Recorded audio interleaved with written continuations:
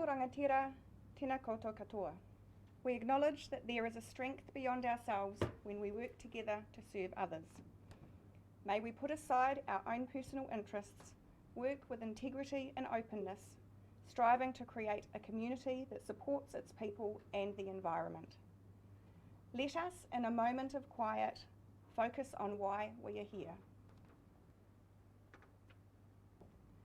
We give thanks for the wisdom of the past, look for opportunities in the present, and accept the challenges of the future. Tēnei te mihi ki a koutou katoa. Kia pai te harera. And if I could just ask you all to remain standing for a moment so that we may have a moment of silence. Tragically, last Friday, we lost two Napier residents, Patrick O'Brien and Tony Anderson, in a horrific car crash on our roads. We offer our deepest condolences to everyone in our community, whānau, friends and colleagues whose lives were touched by Patrick or Tony as they grieved the loss of their loved one. In particular, I would like to send our aroha and support to Patrick's wife, Teresa, who is a part of our council whānau, and offer her our strength to lean on in the coming days, weeks and years.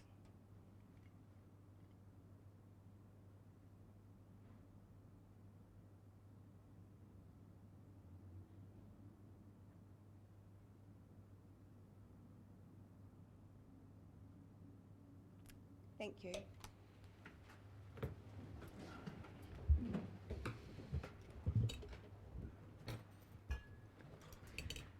So I'd like to welcome everybody to our first Business Council meeting of the new triennium, and it's fabulous to have so many community members here today, and of course our staff members who are here to support us through the meeting. We have quite a full agenda, and so we will get moving with that. So first up we have apologies from Councillor Mawson and Councillor Crown. If I could have a mover, thank you, Councillor Bogan, Councillor Price. All those in favour, please say aye. Aye. Against? Carried. Do we have any conflicts of interest? Yes, I have a conflict on item 4, district licensing. Same. Thank you. Do I have a mover and seconder for conflicts? Thank you, Councillor Wright. Seconded by Councillor Tapani. All those in favour, please say aye. Aye. Against? Carried. Announcements by the Mayor. I would just like to advise that we do have the media here doing a video recording, so just that we're all aware of that. And also just to note that I will be suspending standing orders 20.6 during the bylaw hearing, just to enable all councillors to have their say when we work through that hearing process. And yes, and we also have live streaming today, which of course we've just recently announced that will be standard now for all our standing committee and council meetings. Do we have any announcements by management? No. Thank you. Confirmation of the minutes of the extraordinary meeting of council held on Monday the 4th of November 2019 to be confirmed. Moved by Councillor Taylor, seconded by Councillor Wright. All those in favour, please say aye. Aye. Aye. Against? Carried. And our first agenda item, as I said, is the hearing of the stormwater bylaw, and we have a number of community members here who will be doing verbal submissions to that, so welcome to you all. It's a pleasure to have you here. And as the agenda states, each of you will be allocated 10 minutes speaking time, and that includes any questions from council. A single bell will be rung at 8 minutes and a double bell will be rung at 10 minutes. So I would like to welcome our first speaker, Angie Demby, to come up to the chair.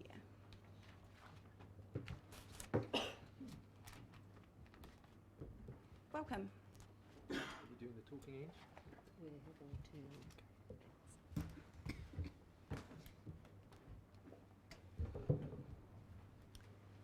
Hello, can you hear me? Hello. Perfect, thank you.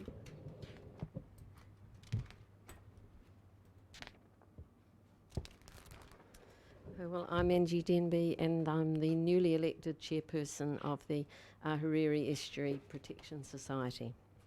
I'm here today with Sue, who's been the secretary for many, many years. We'll both speak. So thank you for the opportunity to speak to our submission. As our group's name shows, our focus is on the protection of the Ahuriri Estuary and has been for 38 years.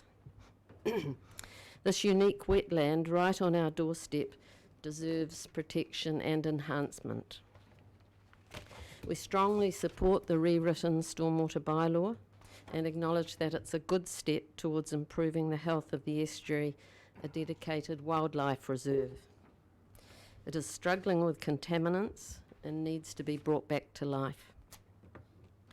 We believe it's vital to remove the contaminants at their source. This approach of raising awareness in the community of our shared responsibility towards cleaner stormwater is a good step. We support the preferred option, amend the rules, educate, and use the statutory powers. This is where our concerns lie. Resources. Resources that enable staff to follow through. Will a team be adequately funded to assist the polluters with site management plans?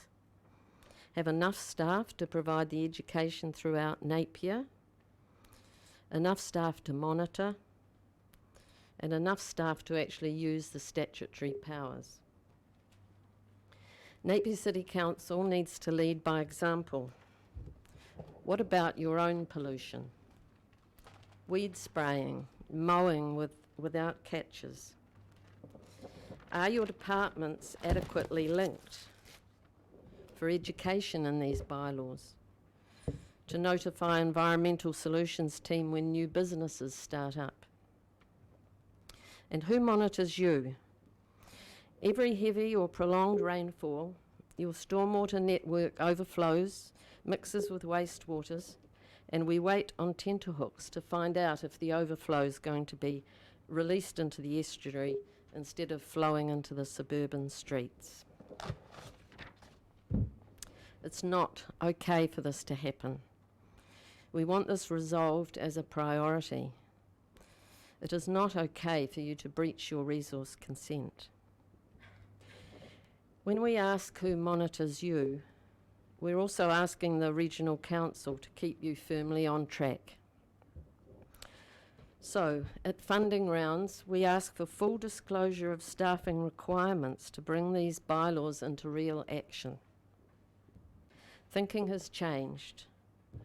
Together, we need to restore the mana of Ahuriri Estuary for the well-being of Napier and its citizens, of the plants and creatures who live there in and around, those who visit, and for all of us who get our nourishment from there. Thank you. I'm following from Angie because there's a couple of points that I can bring up. We understand by reading the submissions that you've had a few from car enthusiasts who wish to wash their cars.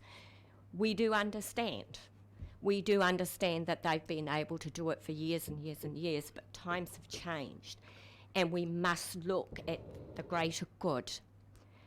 I do understand some people don't have lawns to wash their car on, but I do question the fact that they feel that commercial place where you can park your car, wash your car, is too expensive. I worked at the car wash here in Napier, and you can wash and rinse your car off for as little as $4. And then you can take your car out of the bay and you can do what you like, polish it off, wash it off. So I believe the greater good of the estuary must override the right to be able to wash your car in your driveway, and all those detergents go into the stormwater, which go out into the estuary. There's always going to be compromises and sacrifices, but we believe the estuary for too long has had to be sacrificed for the urban community. So thank you, yes, for allowing us to be part of this process. And I just want to say, the Society wishes to see more resources, physical action of infrastructure, especially in the areas of sewage infiltration. We believe the budget that you have is not big enough. Other people have touched on this. $41 million for a nice thing for the aquarium, but $6.2 million to fix up the water infrastructure. It's not enough. Over a 10-year plan, it is not enough. We are pleased that plans have, got to bring my glasses. We are pleased that plans are being worked on to have stormwater going into the estuary from businesses in the area, but it's not just their fault. We must educate strongly to let the urban population know that they are part of the problem, not just the businesses.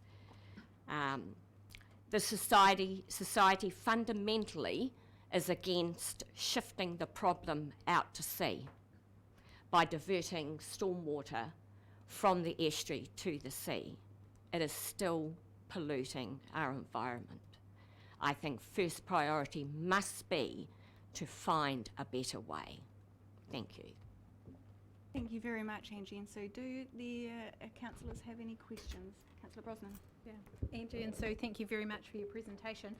When I was reading your submission, I think it's about paragraph 5 on your second page, you talk about a concern around the definition of person and whether that applies to public land or council-owned land. I just wonder if I could ask a question of you to clarify that. I had a look at the definitions in the stormwater proposed bylaw, and it proposes that owner includes any person that may own the land. So I just wonder if you would be happy with that definition as it stands, or if you propose something different to include, make sure that council is as accountable as you would like in your submission. Would you like to speak to that? I'm sure. For what I heard. Now, how can I answer that? We, as a society or volunteers, and we put our faith into bodies like yourself to explain, to do the work, but it is still good that societies like ours have a say in that matter. The interaction in the past between groups and council has been very poor. It has improved significantly over the last few years. And, sorry Cameron, I'm going to, we find Cameron brilliant to work with, and I know he's working extremely hard to make it easier for groups like ours to have an input, because we're part of the community. And we want you guys to have the confidence that you're down the right path from groups like ourselves. So if there's a few little words that are not right, I'm sorry, you need to get your experts to clarify those words so everything is very clear. Did that answer your question, or did it go off in a tangent? A bit of a tangent, Sue, but that's fine. I think I take from what you said. Thank you. Councillor Tapani. Thank you, ladies, for your korero this morning. My question is reasonably straightforward. It wants to draw upon your 38 years of experience, if you've had that much time with the society. We've got massive change to make. So my question is, we'll often get comments around, well, what difference am I going to make? What does it matter if I wash my car here, or whether I dispose of this water here or there? Over your 38 years of walking around that estuary, picking up the rubbish, monitoring the birds and keeping a track on life in that area, would you say that there's value in everyone putting in their piece? Have you noticed that if we all do our little bit, will it make a difference in the estuary from your perspective? Of course it will.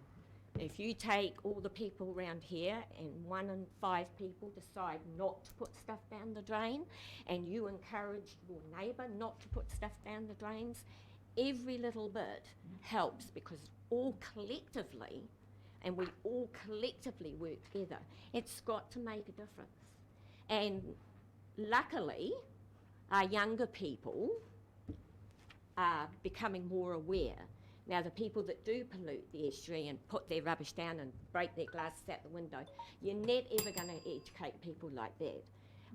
They may need, I'm not one for punishment, I'm always one for rewarding good behaviour, but sometimes, and that comes in resourcing for enforcement, making sure some of these people are made to realise that what their behaviour is unacceptable. Thank you very much, Sue. Thank you both very much, Sue and Angie. Kia ora koutou. And I now invite Amber Davies to come up to the table.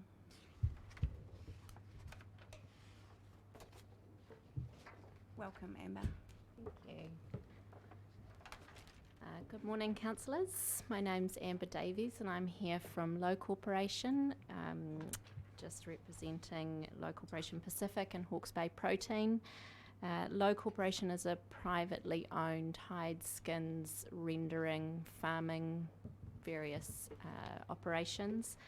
Low Corporation Pacific is located at Pandora Pond in Pandora. It has the capacity to process 40,000 hides a week. We have the capacity to employ 40 people and flow-on effects of that. Hawke's Bay Protein is at Awatoto and is a rendering plant. You may recognise the Low name. We're involved in the community. We have the contribute to the Hawke's Bay Rescue Helicopter. We also are involved in the Cape Sanctuary, the largest privately held sanctuary out at the Cape, and we've also got a number of other community and contributions. So I'd just like to say thank you for the opportunity to speak today, and also for the process and the recommendations that Mitchell Daish has made, which I've had the opportunity to just review this morning briefly. So we support the intent of the bylaw in strengthening the protection for the stormwater network, and certainly wish this intention to be carried out, but also we want to avoid any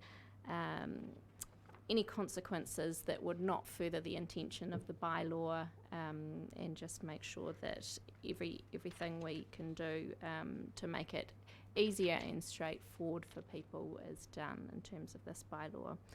So I just want to highlight a couple of areas from our submissions which we feel that there are unintended or consequences that wouldn't necessarily further the bylaw's interests. The first of those is in relation to people's use of their private property, and then the second of those is in relation to enforcement. So firstly, in relation to private property, we'd like for the council to reconsider clause 9, which relates to the private property. In particular, we have a concern around clauses 9.5 and 9.6, which relate to the removal or decommissioning of redundant private systems on private land.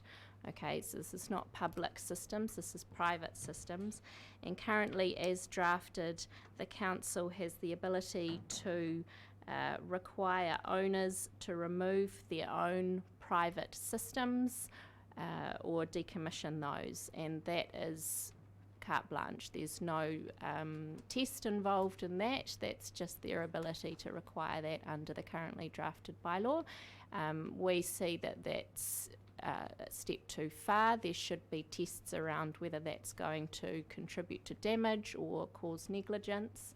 To remove a stormwater system from underneath a building can cause considerable disruption to the operation of the building, can contribute to considerable cost, and there needs to be some type of measure as to why that would all be happening. Is there a nuisance? Is there a risk?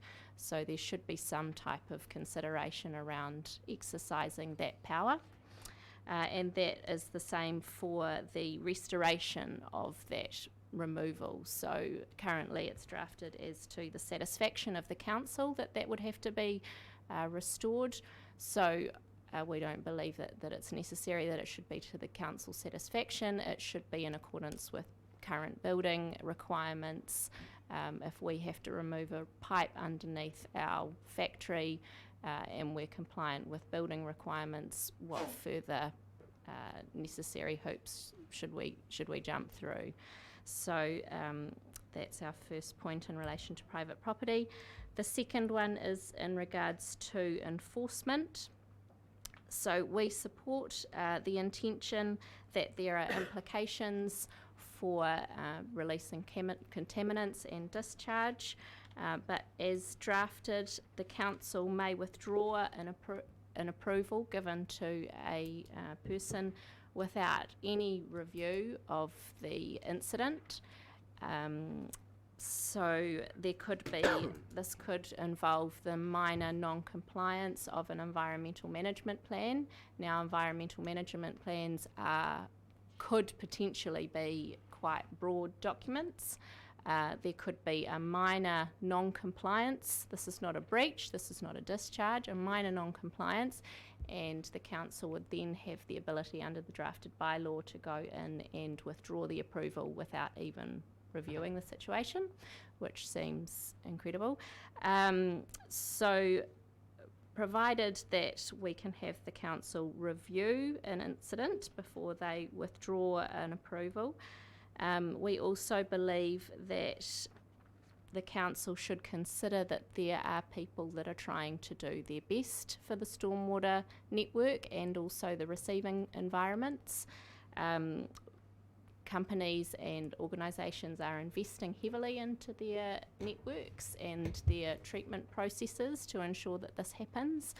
There are instances where there may be inadvertent breaches or inadvertent non-compliances with management plans, and it's our submission that there should be a specific process that the council has to go through before they can withdraw an approval. So as to give businesses some certainty around relying on approvals and investing further into their infrastructure and treatment of the stormwater. So this would be around similar to the Hastings Council's provisions around only being able to withdraw where there has been a conviction for an offence, or where a person has not complied with a warning notice from a council, or where a number of warning notices have been issued, regardless of whether they've followed through, or indeed where there has been a breach of the council's consent, which I think was the concern of the Mitchell-Daish review. So I think it's just important to recognise that there are people who are doing their best. The approval process is robust, and there should be an opportunity both for the council to review a particular incident, and also there should be a process around providing people with some comfort that their approvals will be not removed unfairly and without due process. So those are my submissions today. Thank you. Thank you very much, Amber. Do we have any questions from councillors? No. So you're off the hook. Fantastic. Thank you.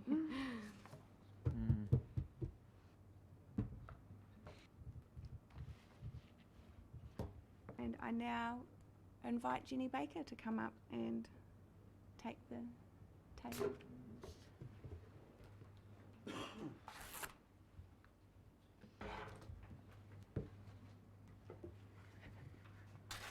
Welcome, Jenny.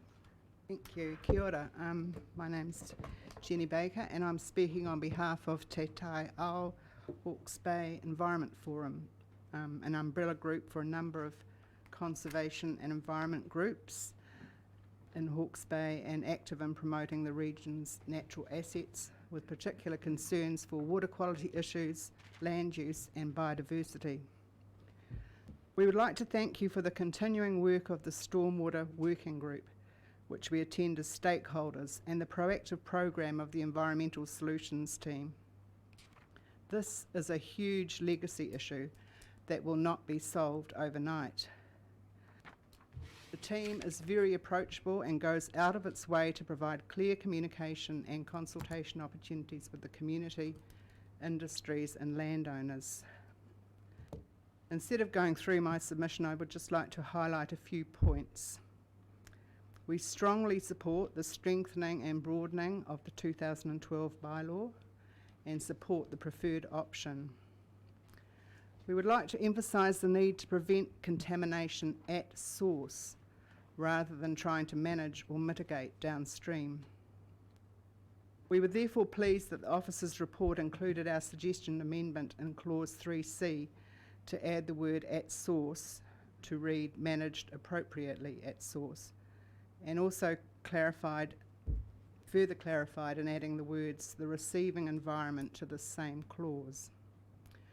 We believe the health of Te Whanganui a Orotu is paramount, as is the wider marine environment it flows to.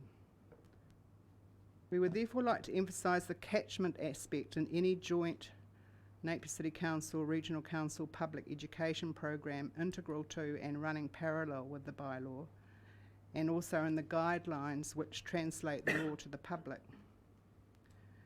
We doubt that the community is fully aware of the extent of stormwater drainage to the Ahuriri estuary, and that 70% of Napier stormwater flows to this important estuary, which has very significant cultural and ecological values. Although we realise that catchment maps are not part of the bylaw itself, we would like to see more use of mapping showing the extensive drainage network so the public are more aware of the impacts of inappropriate activities at some distance from the receiving environment, e.g. the effects of activities in Paraiti or Hills or Taradale. I have given an example of such a map in my submission. It is really pleasing to see the effective signage around the estuary and Taradale Road and the ongoing education that will need to continue. There may need to be more clarity on inappropriate activities when translating the bylaw to the public. For example, some people may regard littering in the street or the non-removal of dog droppings, both of which eventually reach the stormwater, as contaminating as the wash-off from car washing. We support the polluter pays principle, but along with other submitters, we are concerned with the resourcing of further compliance and enforcement, as without compliance, the bylaw is ineffective. We would like to see this fully supported by Council resourcing, and that Council considers this an essential service with high priority. In looking at the bigger picture, and given the legacy of contamination in the estuary and the further enhancement of water quality which will be required and ongoing, we would like once again to support the development of wetlands. Along with Forest and Bird, we would ask the Council to further consider the establishment of extensive polishing wetlands in the Lagoon Farm area and setting aside this area, which would provide the additional benefit of climate change adaptation and providing buffering for the inevitable sea level rises. In terms of the future of stormwater bylaws, we are aware that the Ministry for the Environment's current freshwater reforms, their Three Waters Review and the proposed new Water Services Act will require nationally prescribed environmental performance measures that could shape further reviews of the stormwater bylaws. Thank you again for the opportunity and for your efforts to further enhance our environment. Thank you, Jenny. Do we have any questions, councillors? No. Thank you very much. Thank you. John Warren. Welcome, John. Thank you very much. No. So I'm John Warren, so I'm just simply speaking as a citizen of Napier, and I'd like to thank you very much for the opportunity to speak to you, and I hope you will find my comments helpful and constructive. Just to give you a little bit of my background, I'm a civil engineer that's worked in both directly for municipalities and in the private sector in relation to municipal work.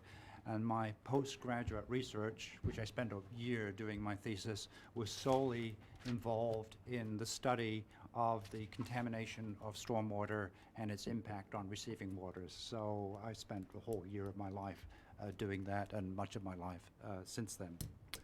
So the objectives of the stormwater bylaw, in my opinion, are admirable, and I have no quarrel with any of the proposals in the bylaw. But unfortunately, the bylaw does not address the contamination level of the stormwater that will be discharged to receiving waters, even with full compliance with the bylaw. Stormwater, even with all the measures proposed in the bylaw, is, in my opinion, a very dangerous substance. Rule of thumb is that the mass of annual discharge of contaminants in stormwater is quite similar to sanitary wastewater. So we get all concerned about sanitary wastewater, but we don't concern ourselves with the stormwater. And this is very, very common in the English-speaking world. Elsewhere in the world, there's a better understanding of this, and my personal research, focused on that. But unfortunately, in a lot of the English-speaking world, the natural contamination of stormwater is neglected, and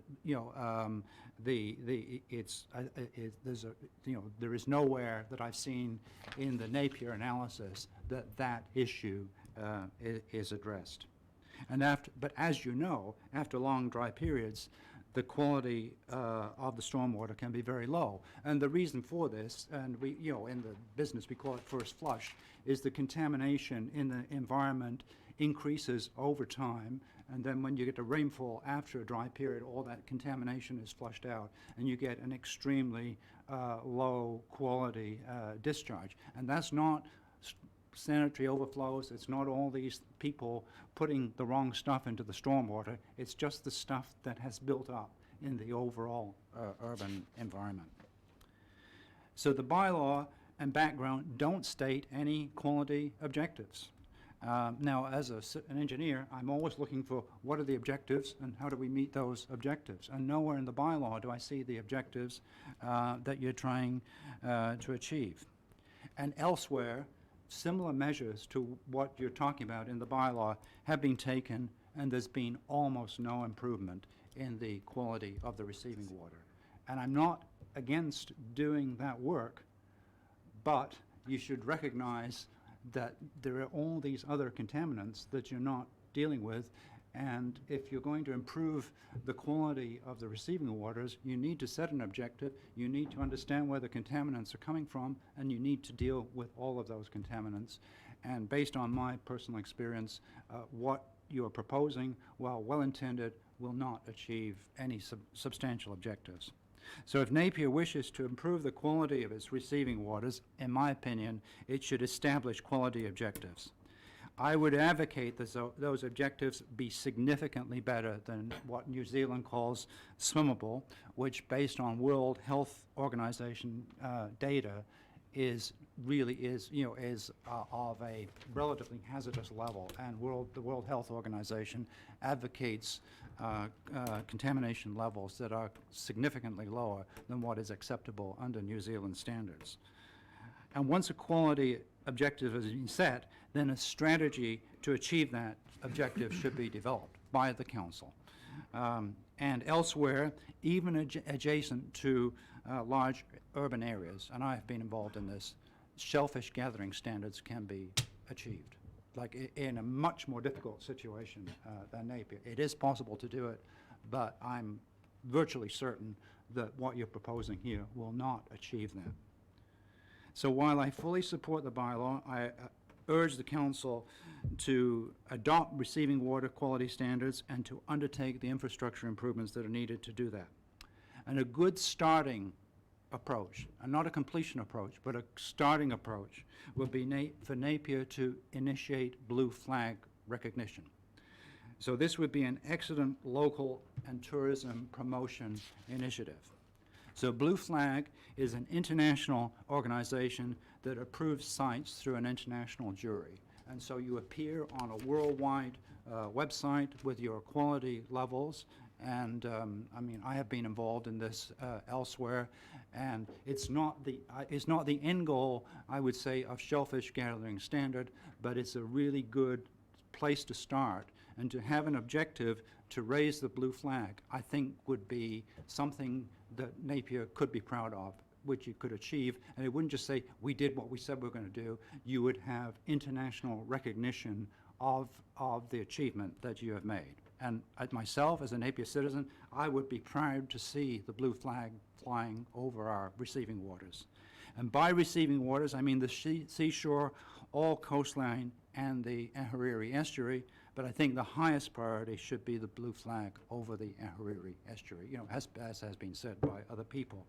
And so that it can be recognized as a prime recreational area and eventually safe for seafood gathering. That would be what I would suggest your objective be, and I'm virtually certain that simply doing what you're proposing in your Ahuriri estuary improvements and the stormwater bylaw will not achieve that there will be more work required, as has been mentioned, and that you need to do that.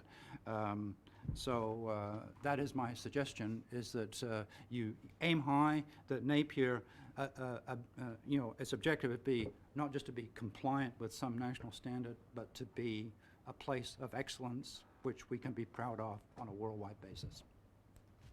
Thank you very much, John. Very interesting. Councillor Brosnan? Hi, John. Thank you very much.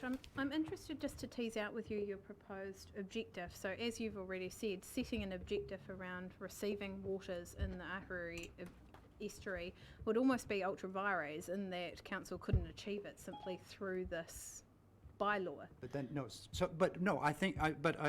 I think you should set an objective and say this bylaw is a step towards meeting that objective. But because I certainly, I'm fully supportive of the bylaw. Unnecessarily discharging contaminants into the stormwater, to me is totally unacceptable. But it should be, you should present it as, this is our objective, this bylaw is a stepping stone to achieving that objective, but now we're going to work on what the other steps are required to actually achieve that objective. So would it be fair to say, sorry, just teasing that out, that yes, there may be a more strategic objective in terms of all of our approaches to managing stormwater, including around, parts of the Ahuriri estuary we may not have management of, but working on opportunities there. But a more apt objective may be around behavioural change in terms of industry and urban. Well, no, I think you should set a quality objective. This is our contamination objective that we're aiming for. But that's unachievable through the bylaw. But I know how to do it. I'm confident that it can be done. I know how to do it. Okay. It's just, you just have to decide to do it and decide to allocate the resources to make it happen. Thank you. Councillor Taylor? Thank you, John. Actually, that's my question. If we have an objective and a strategy, and the current things that we're proposing are not going to achieve that, what is the one single most intervention that we could do to achieve that objective? It's likely the interception and treatment of stormwater. Okay, thank you. Like the natural contamination level of the stormwater is such that if you continue to discharge that to the Ahuriri estuary, you will not achieve these standards. Okay, thank you. Councillor Bogue? Thanks for that, John. I see the officer's comments about your submission. I don't know if you've seen them. No, I haven't seen them. Oh, okay. But what they say is that the water quality standards to be achieved are set by the Hawke's Bay Regional Council, that it's beyond our jurisdiction to actually set those standards for the water quality of the estuary. We can seek to improve the quality of the stormwater discharge. But I wanted to ask a question, Madam Mayor. I wondered if you would bear with me if I could ask a question through you. The officers say that these water quality standards are about to be updated by Change 9. I assume that's to the Regional Council. I'm wondering if an officer would be able to answer that for us, please. What is that and what are those standards? Sorry. Madam Chair, it is still underway at the moment. Those standards are still being approved by the Regional Council, and that's part of the tank plan change for the Te Raukiri, Ahuriri, Ngāruoro and Karamu catchments. So there are those changes coming into play, as well as more stringent rules from a national perspective as well. Those are the ones that will impact upon all discharges to those catchments. Thank you. If I may, if I can just sort of add that in another jurisdiction where I've worked, there was a very important legal concept that was identified, was that a lower level of government can exceed the standards that are set by a higher level of Right. government.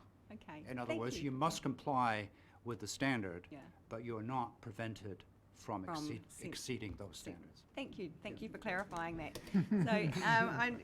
Sorry, Councillor Tapoli, we are up Yep. on time Yep. with the speakers. So we'll move. Sorry. Thank you very much. And our next speaker is Ron Wareham. Apologise if I've pronounced your surname incorrectly. Fair enough. I get it pronounced always.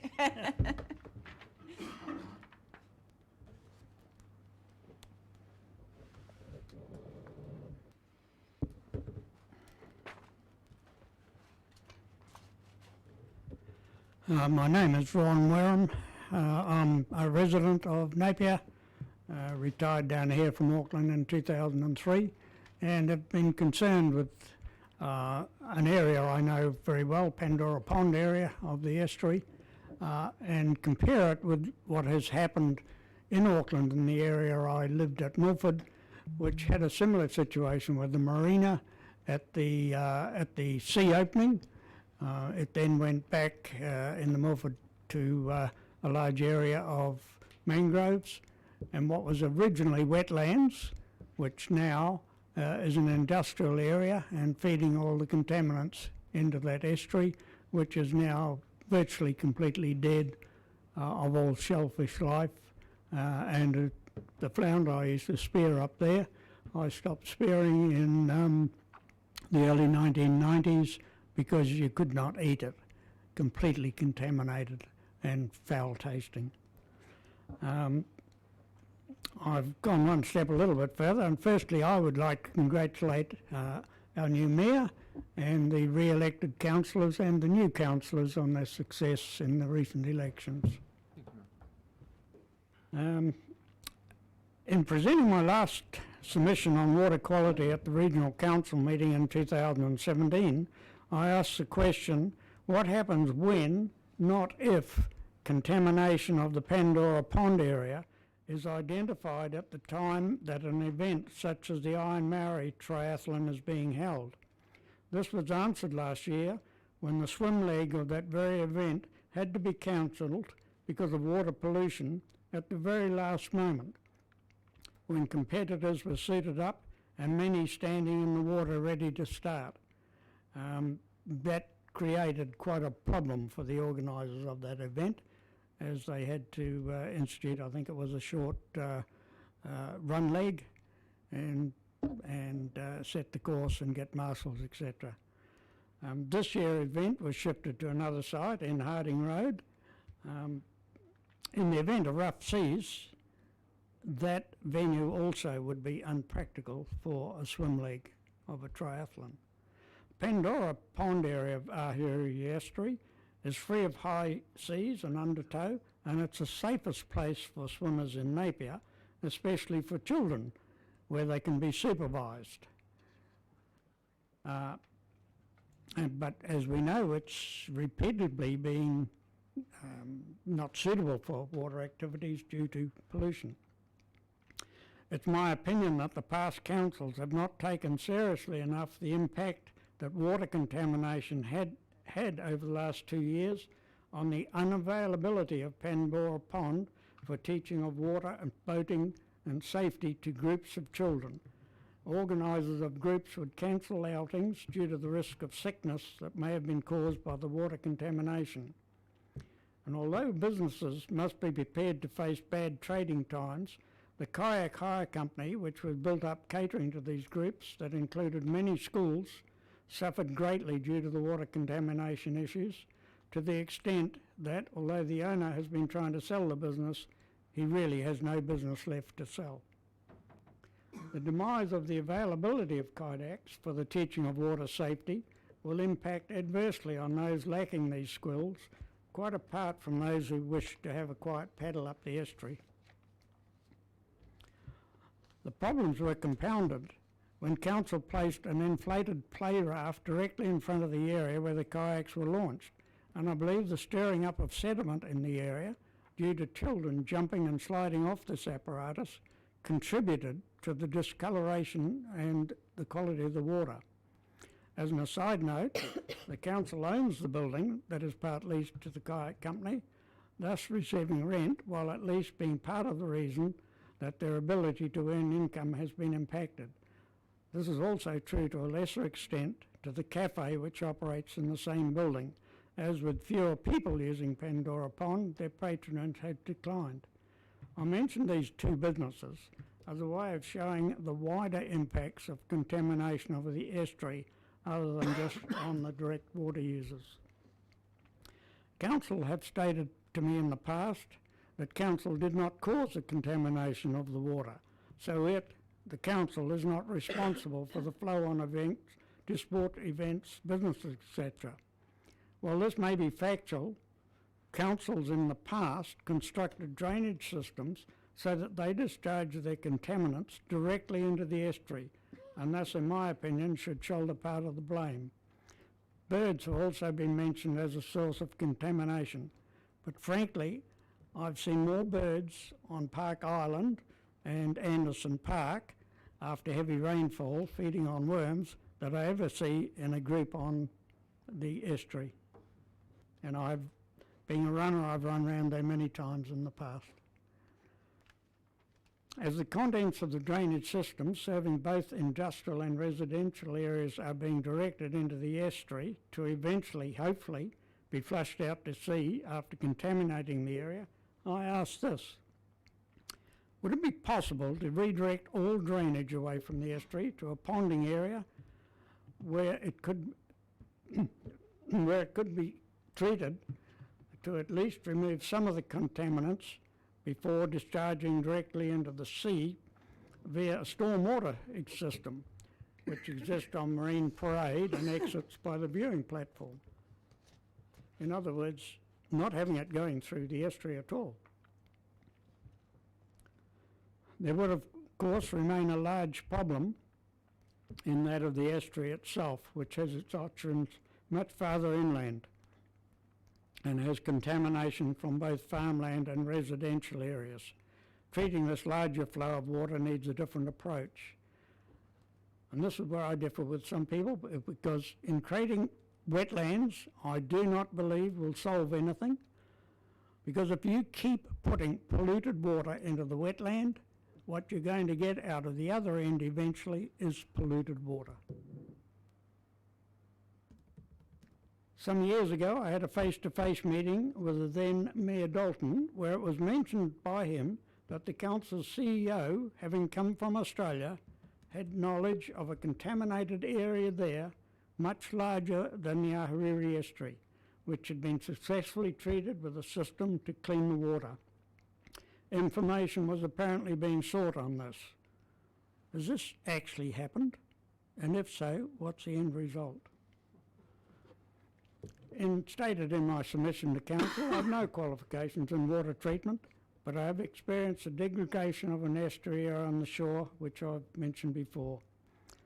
In that estuary, we could swim in clear waters. I've swum amongst shoals of fish, but it became so polluted that all the shellfish beds were not only contaminated, they completely died. And there were 5 shellfish beds in that estuary.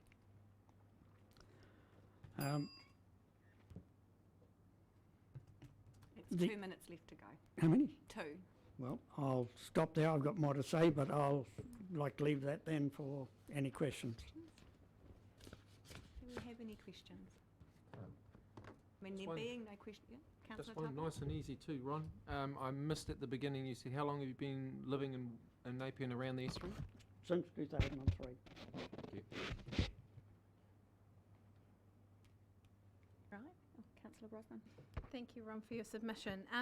Would it be fair to say, could I pose a question to you? Would it be fair to say that if council investigated and for whatever reason it wasn't practical or plausible or appropriate to put the stormwater out to sea, but if council fully investigated that and dismissed that as an option, that you would support the bylaw because it does treat to some degree, not fully, the stormwater and the effects of people's contamination into the estuary? Would that be fair to say? No.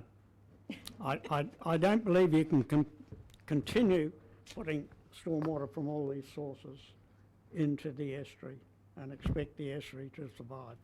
We haven't got any studies that show what contaminants, at least I haven't seen any studies, what contaminants have been uptaken by the crustaceans, the plant life and the fish life in the estuary. And that's what we've all known from the past. This is supposed to be a bird sanctuary and a very important thing. Overseas, I have read studies from overseas in China that say that the migrating birds there are laying infertile eggs because of the food source is contaminated and it's flowing right through. And that will happen here if we continue in the same way. Thank you. Thank you, Ron. Hold on. I now invite Paul Bailey to join us at the table. Other mic, please, Mr. Bailey, can I get you to jump? Hope that's not coming off my time. Oh, okay, right.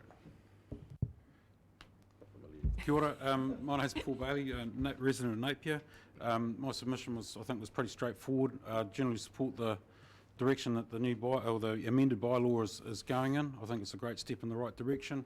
I just hope that the benefits of the bylaw are communicated correctly to the public so they have a much better understanding of what it's all about. What I wanted to talk about today, though, was the officer's recommendations report, which was page 10 of your attachments.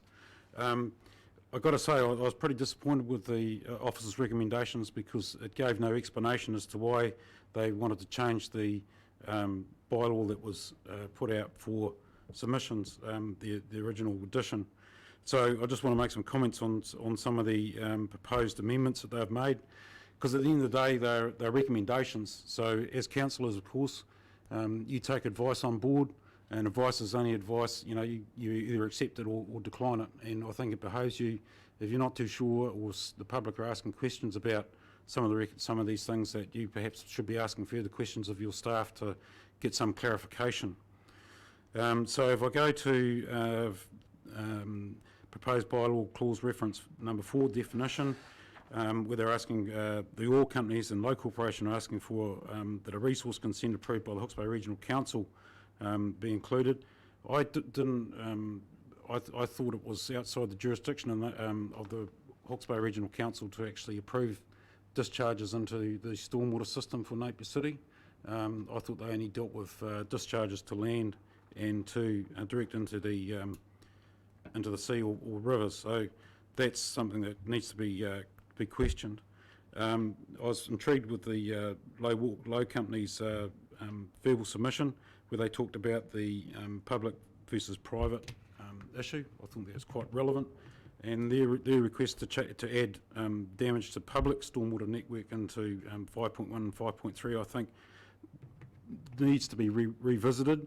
At the end of the day, regardless of whether it's a public or a private stormwater system, if it's damaged or something's going wrong with it, the consequences are still the same. So I don't think it's necessary to make that addition to put only dealing with public stormwater issue. 6.1, a person must obtain an approval before, and then it goes on to be finished with confirmed by council prior to these works. Well, if you get an approval beforehand, surely that is confirmation by council prior to the works. So it's superfluous. 6.1 again, where they're asking for a specific advice note. I think that clause 9.1 should also be included in there in that advice note, because that's also part of that process. 8.1 they've got from the date of the commencement of this bylaw. I thought there was already a bylaw in place that had been put in place since 2012, and it included a similar clause, so that particular addition is superfluous. The advice note under that is fine. 10.1, which is again from Low Corporation, they're asking you to consider matters under clause 11.1. I think that's restrictive on you guys. I think it's restrictive on Napier City Council to have to go and give consideration to that particular clause. And I elect clause 11.1, compliance with any relevant industry best practice guidelines is a new clause. I find industry best practice guidelines have got us into deep trouble in the past because they haven't been particularly good or strong enough and haven't been particularly followed in a lot of instances. So I think you're creating a loophole for yourselves there that you perhaps don't need to do. And they're also asking for, in addition to M&K, 11.1 M&K, any other reasonable consideration the council considers appropriate, including consideration of best practical option. I have concerns when I hear this term best practical options, because what does that actually mean, and who actually decides? Bylaws should be quite up in black and white. They should be down the line. You should know exactly what's going on. By putting something in there, well, best practical option, you're opening it up for all sorts of arguments to be had, and I think that that's not a good way to be going. And then finally, clause number 15, adding an advice note and referring to owners, occupiers and managers, it is the person most able to ensure compliance with the bylaw that will be considered responsible under the bylaw. What a load of bollocks. You've got in the bylaw that it's specifically joint and several, that these people are all responsible for what goes on their properties. So if you were to add something in there like an advice note, that's just going to muddy the waters again. So you need to be specific in your wording of your bylaw. So I find that quite remarkable that your officers have recommended that a clause like that be put in. So like I say, I agree with the intent of the original bylaw that was put out for public submission. But I have some concerns about some of the officers' recommendations, and I think that as councillors you should be asking some questions about them. I mean, it may be that the explanations are perfectly acceptable, in which case that's fine, but they certainly raised questions in my head, and because there was no explanation as to why they made those recommendations, it's very difficult to know why they've done so. Thank you. Thank you, Paul. Do we have any questions for Paul? No? It's all good. Thank you. Thank you very much. And next we have Deborah Burnside. That's your hair. Welcome, Deborah. Good afternoon, everybody, and thank you for the opportunity to come in and speak to my written submission. I am feeling somewhat deficient given some of what we've heard already, and if it turns out that way and there were questions for the engineer that someone wanted to ask and I haven't used my time, I'm happy to give it over if that works through the chair, so just keep that in mind. One thing I would like to say is we weren't, as submitters, sent the appendix, so we didn't actually see the officers' responses, and had I had them sooner I may have already given up this time. I've just seen them now, so what I'd really love to say is I agreed wholeheartedly with the comments from Amber Davies from Low Corporation. Those would be similar concerns that I would have raised here today as a property owner, so that's how I was contacted or had notice of this bylaw and its review. I'm reasonably happy with what the officer's comments are on my own submission, and appreciate that the points that I have raised regarding those contaminants going into the stormwater drains, the dry contaminants, before we have a heavy rain incident, I'm happy with what's been said there. The only other serious concern I have about the bylaw is its application, and it would seem to some extent, especially when we see words like discretionary and how we achieve compliance. I have unfortunately had an incident with council where I would have to say that the conversation was anything but discretionary. It was quite aggressive, it was unpleasant, and it was after a heavy rain event where the words said to me were, "I've completed an investigation and you are responsible." Now, I wasn't responsible, and just following on from what Mr. Bailey has said, where he says he wants everybody made responsible. Actually, quite often with something like this, there is somebody responsible, and it's often just one person. That might be because they didn't understand what they were doing and the effect it might have, or that even what they were doing might end up in the stormwater system. So that was dealt with quite competently and far more reasonably with CAM, so thank you for that. So what I would say is I have the biggest concern about how it will be applied, that it will be a subjective application and that it will be via complaint or even discontent with various business operators or property owners. And so I think while that comment says council would like to look at an educational approach in the first instance, I think given the level of problem that I was telephoned about, I don't think that was handled particularly well at all. I'll leave that up to council officers to talk about that with you councillors. So really that's all I wanted to say. I'm concerned about the subjective nature of its application, and any other concerns that I had have been beautifully raised by previous speakers, so I'm good to be done at this point. Thank you, Deborah. Councillor Bogue. Thanks, Deborah. You do appreciate and support the intent of the bylaw. Absolutely. Absolutely. Absolutely. I was just wondering, how do you think we should be avoiding contaminants going into the estuary? Just if you could just give us a few ideas of what your take on that would be, if it's not this. I don't know enough about our stormwater network to actually answer that question.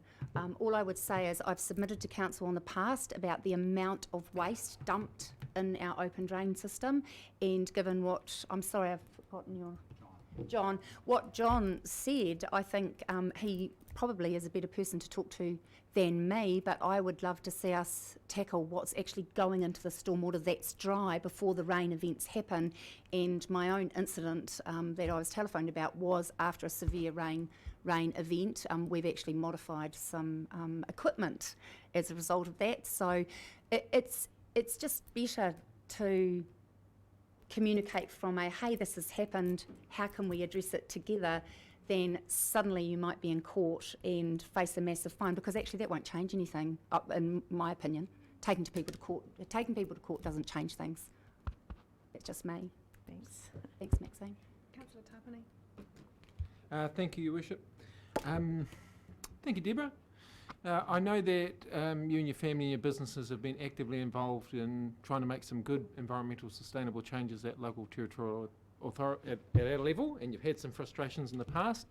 Given that you're sitting here and you've just submitted on the stormwater bylaw review, I was driving around the city today, noticed just how many contaminants and different materials are leaving a variety of yards in the industrial area. Given the scope and size of operations amongst our businesses, those bordering our stormwater, what would you think would be and your concerns around those initial engagements through the review and some historical experiences with council? So if we were looking to build and implement the stormwater policy going forward, knowing those challenges, are there any recommendations you'd like to make us aware of around how we as a council engage with our business owners in these spaces going forward? Did that make sense? Yeah, I think I got the question in there. As a business operator, we've had no contact about the stormwater. I'm here as a property owner in Onikawa. So I would say there has been no communication with business operators in Hawke's Bay about this directly, and I note that the officer's comments regarding advertising of this included radio advertising. Well, I heard one of those ads on the 31st of October, which is 2 days after it closed, so that's not particularly helpful. So sorry, RP, I would say as a business operator there's been no communication at all, meaningful communication about the stormwater Lots of bylaw. room for improvement. Yeah. But mostly I think we've got an awesome council, so thank you everybody. Are we good with me if you would like John back, or are we? We'll carry on with the order of speakers and then take it. No from worries there. at all. Thank you very much, Thanks, everybody. And Murray Sinclair. Okay.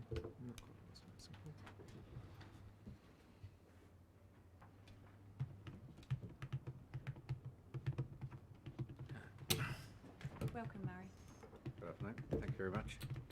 I have some copies of our submission if anybody's interested. Oh, we've got them all. I got them all? Yep, that's fine.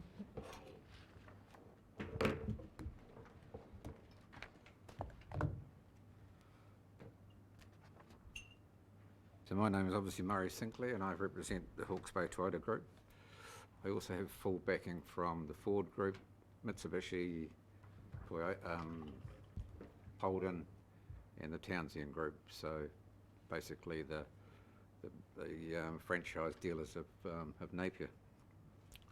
So our submission is based on the practicality of complying with the bylaw, the costs of the business being motor vehicle traders, lack of pre-consultation to the bylaw, making sure that everybody has an understanding of the daily workings of our industry. So the concern from all of us is really the pre-consultation. The majority of the motor vehicle dealers receive notification of a series of meetings by a letter dropped on their yards. This was scheduled to happen on the following Monday. The meetings were scheduled to commence at Monday 10 o'clock. The letter drop was late on the Friday, so that was 1 working day's notice that we had before any consultation was to happen. And that was over a weekend, so that was really quite hard for us. When it was raised at the first scheduled meeting, the response was, yes, we could have done better. Our alternative was not to inform you at all, which set a tone and really gave us some concerns about how the dealers are part of this. So that we felt was quite strong. So the next point I wanted to raise was the daily operation of a dealership. The majority of dealers, irrespective of our size, require their stocks presented in a pristine condition. Depending on the season, wind condition, pollen, industrial air pollution, this can result in having to wash our total vehicle stocks on a daily basis. On top of this, we complimentary wash our service customers' vehicles after each transaction, people that come in, appraisals and whatever on a daily basis. The proposed solution of having a dedicated single approved wash bay for all these vehicle movements is unworkable. A dealership our size would have to wash up to 80 vehicles per day. We currently employ 4 staff full-time washing in our operation. This would require staff for vehicle movement. The logistics of that is 80 units a day at even half an hour per vehicle is 40 hours. So, I mean, that's impractical to work on a daily basis. So just making sure that everybody understands how a dealership works. A small dealer, while having fewer stocks but less manpower to achieve the movements of a proposed dedicated wash area, would struggle to run his or her business. So the practicality of the proposal is not taking into account the normal working functions of a motor vehicle operation. Cost of compliance was the next point I wanted to raise. So the proposal suggesting we all collect our wastewater and water from our yards to ensure no flow into the gutters and pipes in the waterway system. The cost to restructure the drainage, collection traps, network of pipes would be substantial. The potential beyond some operations, especially some small operations on their yards. The financial outcome of making an instantaneous decision by the council that has a serious effect without consultation is really unacceptable. A leased yard would struggle to get a landlord to comply to actually complete those items for him or her. Environmental wash products. Our understanding is that zero use of environmental wash products will be acceptable. And it's going to be the Napier City Council standard under proposal. We would be interested to understand how we are to comply and how our industry will comply, because we need a product that we can wash our vehicles. Currently, we all do use environmental product, make it satisfactory. The motor industry is a high volume, low margin structure. Any additional added cost that is not planned for and worked into a budget would have a serious financial effect on us. We all employ a large number of staff. We have a very large number of yards with a lot of public facing to it, so it can have effect to us. So in summary, our issues really are lack of consultation that relates to the motor industry, the logistics of moving vehicle stocks from a display yard to a designated wash area. The costs of compliance are so varied and the potential financial outlays depend on the location and size of the dealership. It could force an operation out of business. An unknown process of the council making a decision on our daily operations and products raises serious concerns. Environmental concerns and compliance. The motor industry has a very strong focus on the environmental issues that relate to daily operations. In most cases, the franchise dealers have to comply to a standard.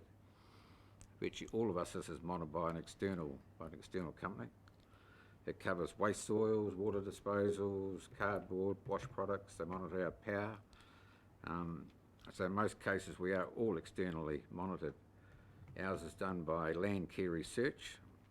We are pass and hold certificates in silver, gold, platinum, and currently sitting our diamond environment mark certificates. So we do apply every part of our business to look after the environment. So not something we want to escape from. So that was really the base of my submission. So thank you for listening and happy to answer any questions. Thank you, Mary. Just a question from myself. I understand there's other councils that do have a bylaw similar to what we're looking to introduce. Do you know how the car yards in those areas have actually changed their operations to be able to comply with the bylaw? My understanding, and I really haven't had a lot of time to do some work on that, is that there was some good lead-in time for everybody, so they knew what was happening. And I guess that's the biggest thing for us, is to have some lead into it and some understanding of what we're about. We certainly aren't anti-environmental issues, and we understand what goes on, but for it to happen overnight, it really can be quite a problem. Right, okay, thank you. Councillor Rosling, yeah. Thank you, Murray, for your submission. I'm not sure how long you've been here, but you may have heard earlier we had a challenge around sort of being leaders in this space. And so I just wanted to ask you a question, and it's around the assumptions that go underneath your submission. So your submission, I suppose, is premised on this assumption that you mentioned that every vehicle in the dealerships need to be pristine, potentially washed daily. Have you, bearing in mind that our aim, I suppose, is around behaviour change and sort of long-term changes in behaviour, have you as an industry got any evidence per se that unwashed cars that are not in washed daily, pristine, maybe have some dust on them, is a less efficient dealership, or a less productive or a less profitable dealership? I wouldn't have that, but I suppose if you applied it to yourself and you went uptown to buy some clothes which were dirty hanging in the window, would you still buy them? Someone that's clean and tidy beside it? So no to... So probably no. Thank you. Councillor Tapani.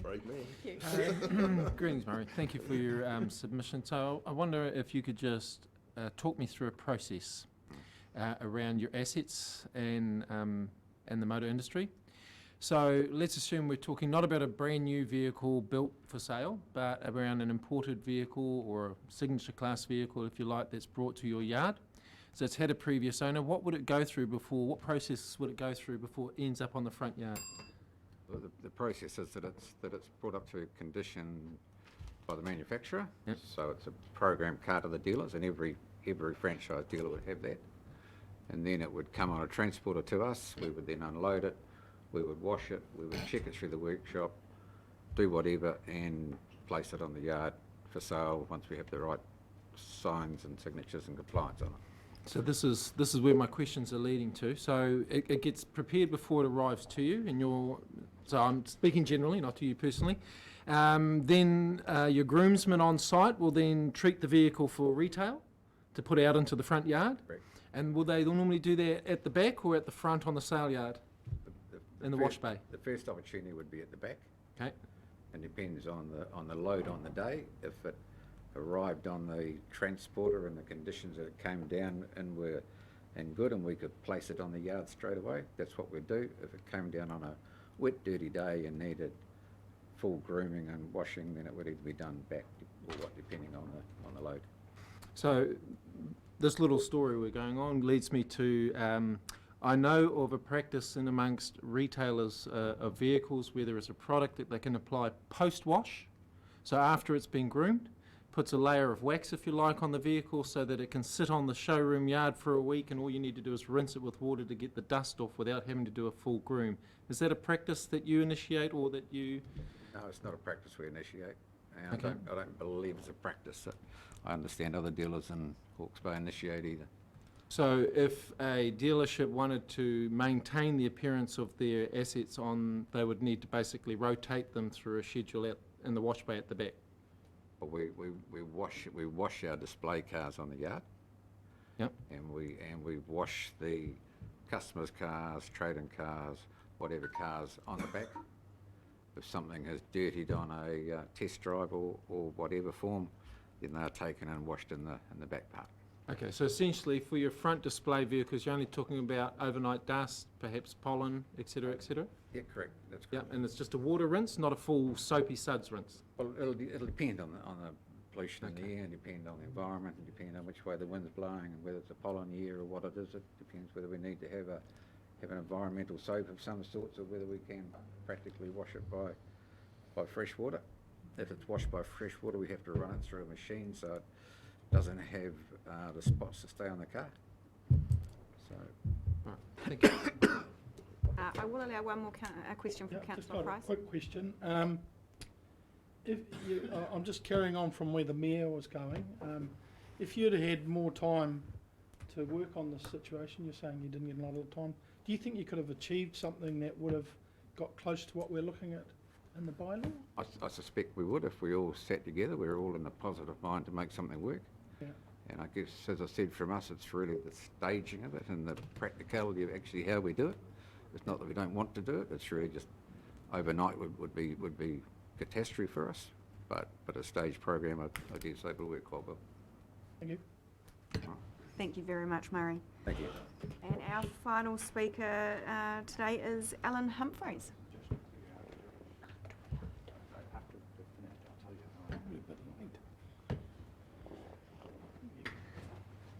Hello everybody.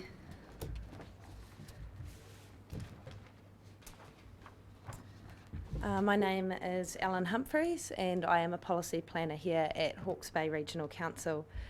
Thank you all for the opportunity to speak to our submission today.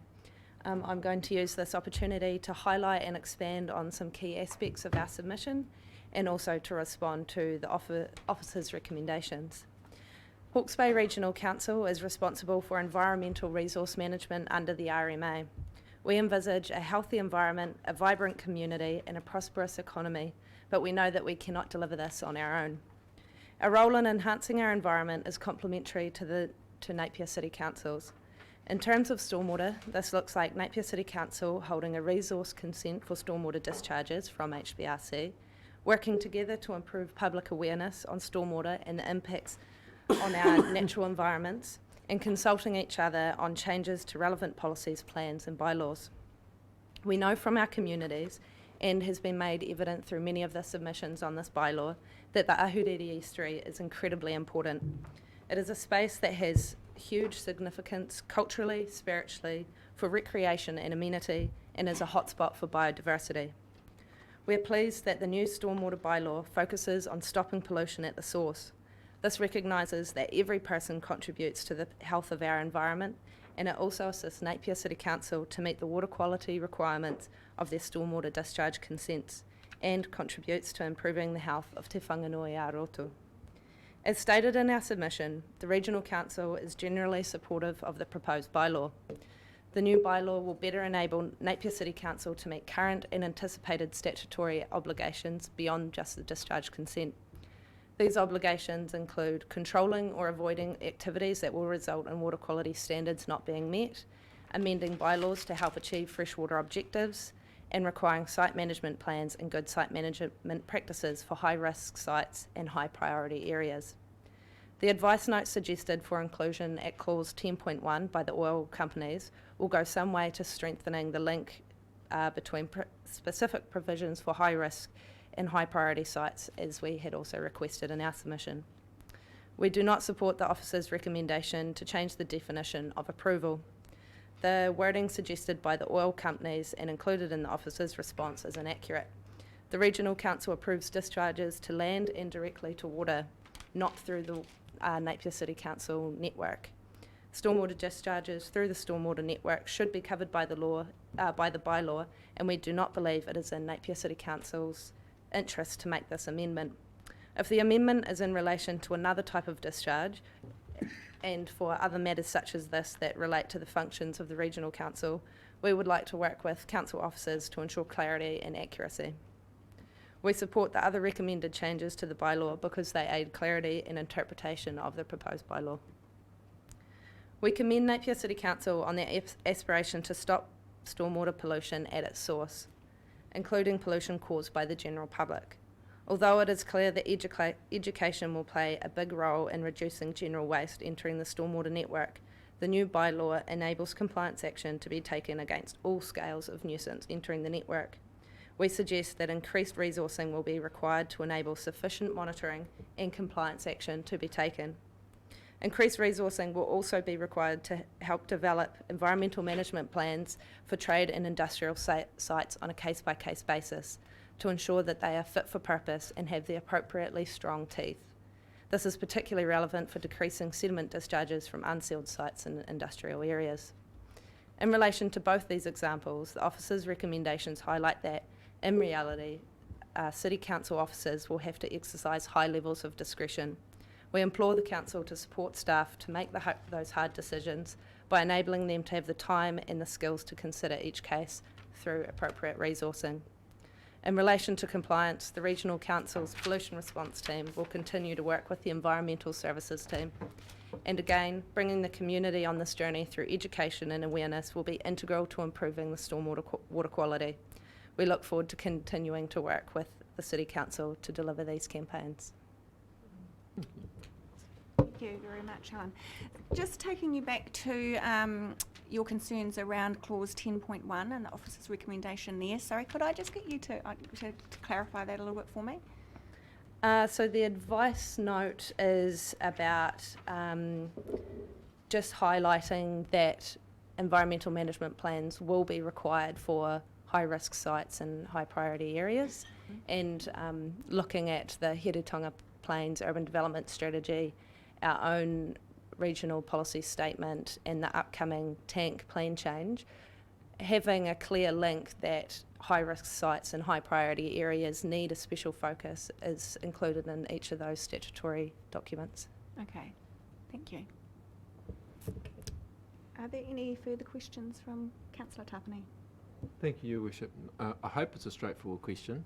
So based on the reading of the bylaw review and all of the changes that are happening both at central level, the tank and local level, are there any areas of concern at this stage that you think there may be when I say you, I mean HBRC, maybe a misalignment between where we intend to go with not only this bylaw review, but HBRC's work around water management and changes at central policy? So was there anything that was glaringly obvious? The only issue from my perspective, and more as an issue of bureaucracy in general, is that there are a lot of moving parts all on the go at the moment.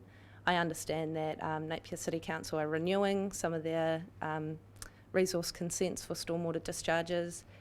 The tank plan change is almost ready for notification, and there's obviously a lot more freshwater direction coming from central government in general as well. So there's a lot of things happening, and so the main issue I see is just making sure that everybody's aligned as much as possible, which is hard to do when things can When you're change moving through these fast. processes. Thank you very much.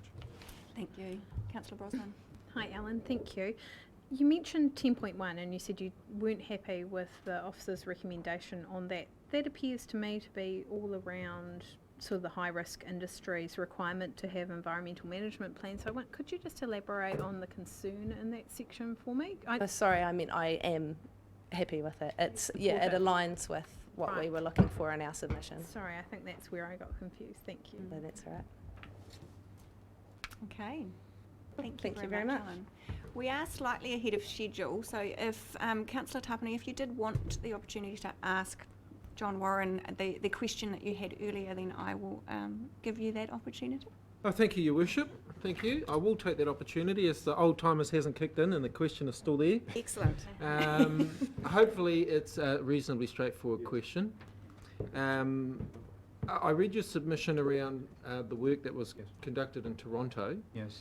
And I was wondering whether or not you had an understanding of the geographical differences between Toronto and here, and whether or not the solutions you mentioned in your submission were actually feasible here. There's no question in my mind that they are feasible. Just so that everybody understands, what was done in Toronto, and it was sort of as a result, basically, of my research that I promoted it, and since has been expanded, and there's considerable expansion going on, and also Ottawa is doing the same thing along the Ottawa River. So what is happening is the construction of tunnels to capture the stormwater, because the rate of flow of stormwater is greatly in excess of the capacity of the treatment facilities, and then the flow is directed from that tunnel to the treatment facility as capacity becomes available. So in Toronto, we achieved, behind a city of 3 million people, shellfish gathering standards at the shoreline as a result of doing that.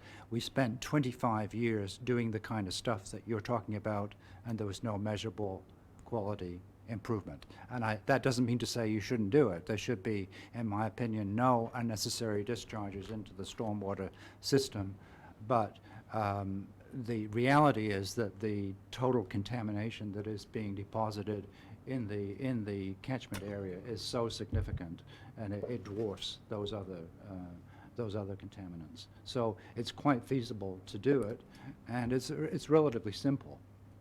And what happens inside that tunnel is it's not for all stormwater events, because obviously you can't build a tunnel that's big enough for all stormwater events.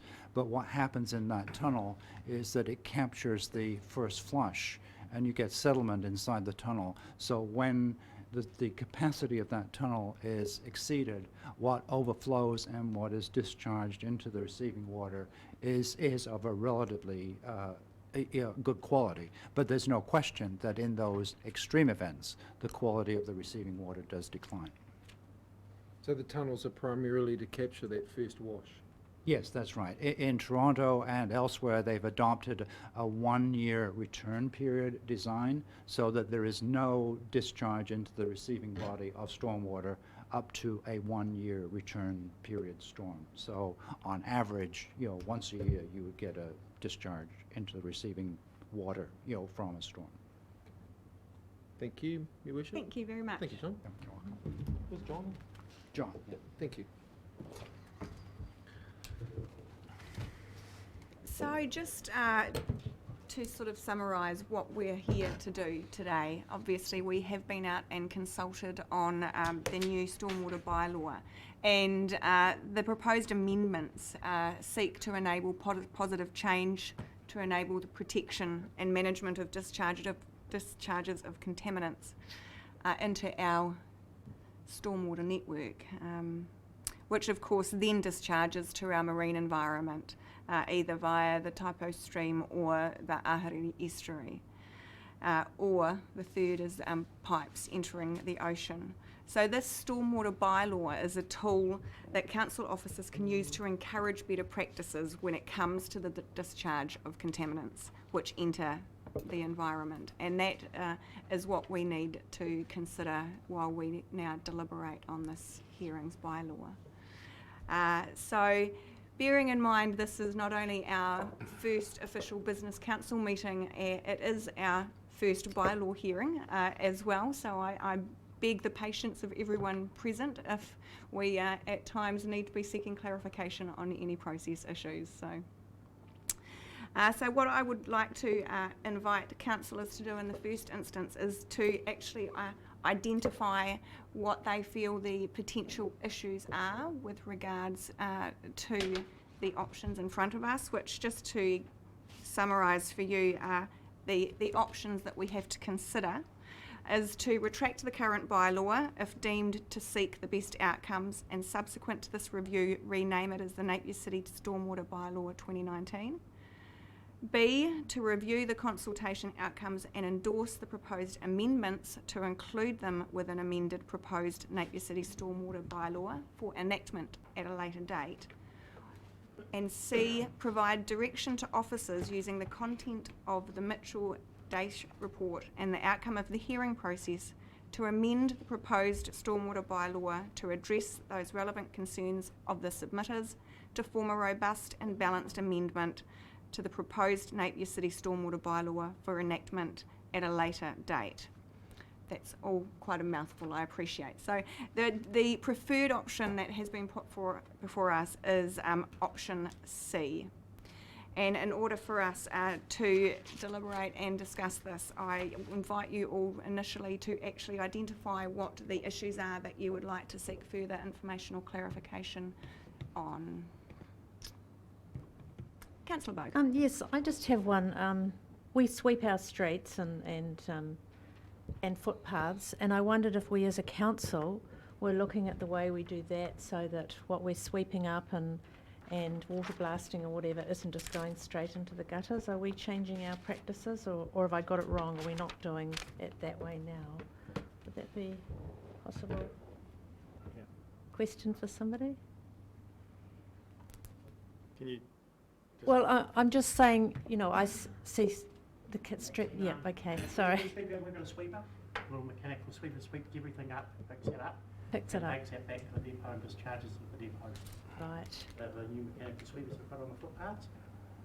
Okay, thank you. That answers my question. Councillor Taylor. Are we able to ask Cameron questions through you? Absolutely. Can we invite him to? That is a fabulous idea. Cameron, if you would like to join us at the table. It's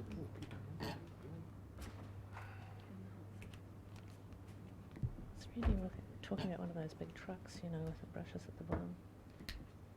Do they sweep it back into the... Cameron, my question is not specific, it's quite general, and in light of the submissions that we have heard publicly, and the written submissions, and the Mitchell-Dace report, has your opinion or has anything changed significantly that you believe we need to consider and make further amendment to the proposed new bylaw? Has anything significantly changed? First, well, I think it's fabulous to hear what the community has to say and get both sides of the story, particularly from a commercial operations point of view. And really, the intent of the bylaw was to find the best balance we could between doing our bit to protect the estuary and the coastal environment, whilst not being too much of a hassle for people, but encourage personal responsibility in a group setting so that we can actually make some changes and positive change. I don't think there's been anything groundbreaking that requires a huge lot of amendment, but perhaps we could consider the timing of when this comes into force to enable people to work towards that, as per one of the submitters' I think that would be reasonable, but we'd have to check against the special consultative procedure around that and the timings that we have, bearing in mind that the previous bylaw was a 2012 bylaw. It was the first of that particular bylaw, which means it has to be reviewed within a 5-year time frame, and we have to some degree used up the 2-year grace period beyond that 5 years to reach this situation that we're in today. So we'll have to get some clarification on what the implications of not enacting this until a later date would be. That's the only thing that comes to mind. And that, by doing that, that would alleviate or give particularly the car dealing franchises more opportunity to change and modify their behaviour and lead in. I believe so. Thank you. And others. So further to that, is it possible to enact the bylaw, however, have a clause in there which gives that additional time specifically for that industry to enable them to obviously put the systems in place that they That's likely, I would think, but I'd have to clarify that process. need? Okay, thank you. Councillor Brosnan? I was actually just going to suggest the same thing. I don't think there's any requirement to not adopt the bylaw at a stage, you know, in the foreseeable future imminently, but to have lead-in times. And I'm just interested in, obviously we had specific submissions from the car dealership industry, but we have other industry who would come under the definition in the bylaw of industrial properties. So I just wonder if a takeaway and action point could be just to confirm with us if there was a lead-in time to be included in the bylaw, whether there's any concerns from staff about that applying to everything that's covered under the definition of industrial property. And if it's all right with you, Madam Chair, my next sort of point of clarification I have around, we had a number of written and also from John submissions around the treatment of stormwater. And I think it's that balancing act between at source and personal responsibility and relying on a treatment further down. I'm really conscious in your officer's report around the fact that the majority of the contamination in the estuary does not come from our stormwater discharge. So the relevance around treating the stormwater discharge itself, do you have a view on that? I do have a view on that. And the key focus is stopping contamination at source, because once contaminants are dispersed within the water column, it's very, very difficult to get those out, particularly when they're mixing with other contaminants from other sources. What we are currently investigating is the different types of contaminants within the urban waterways, and that's focusing on an entire suite of all contaminants that can be analysed basically in key points within the urban waterways around the city. That will enable us to inform projects of the future to put in what's called, to a degree, a treatment train. So, for instance, when there are phosphate pollutants in one area, they require a different type of treatment system to what a heavy metal or hydrocarbon type contaminant will require. Therefore, we're trying to narrow down exactly where in the urban waterways those particular contaminants are, so that we can put the right sort of treatment devices in the right places.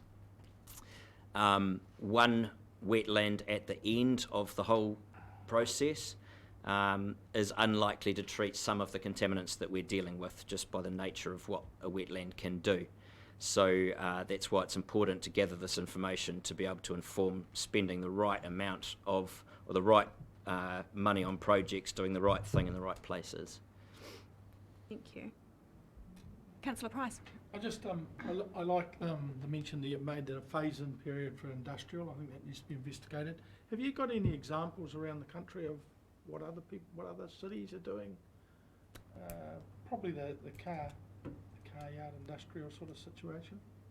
So there are 9 other councils around the country who have particular, 6 other councils from around the country that have particular rules around contaminants relating to vehicle washing specifically within their bylaws.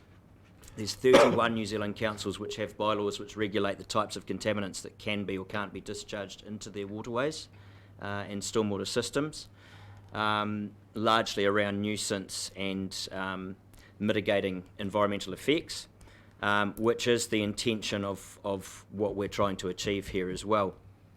In relation to those councils that specifically have rules relating to vehicle wash water, some are a lot more stringent than others. Porirua City Council has basically an outright ban of car washing at all, whereas we were never going down that path.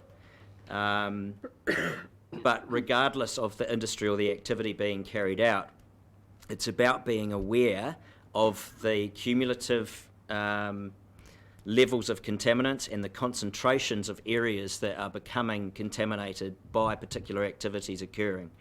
So if we take the vehicle washing example as an example, and if, say, everybody in a particular suburb washed their cars on a particular day, then obviously the levels of contaminants coming off those vehicles are going to be a lot higher in that particular area at that particular time. But because that joins other areas and we have good weather a large amount of the time, the contaminants will bind to sediment, they will dry within the pipes, and then, as John talked about, that first flush comes through and the levels of contamination from that are immense. So it's about scale, it's about concentration, and it's about treating the types of contaminants we're using in the effective way. So if there's an ability on a car yard to control the flow coming off of the contaminants from car washing, and those are surfactants, sodium lauryl sulfate, the foaming devices, brake dust, heavy metals, hydrocarbons, all coming off. If they can be controlled and diverted to a treatment system, which then goes to our wastewater treatment system and into the environment, it's had a treatment train on it. So it won't be going directly untreated into the estuary or the waterways and the environment. Thank you.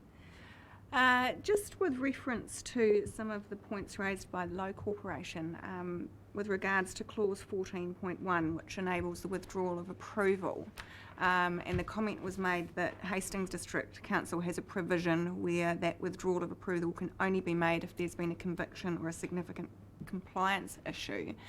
And just wanting your opinion on including a provision like that.